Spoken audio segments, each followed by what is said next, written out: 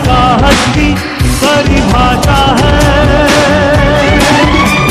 ये, मिटती मानवता की एक आशा है, ये सृष्टि की शक्ति का वरदान है, ये अवतार नहीं है। बस हो रे।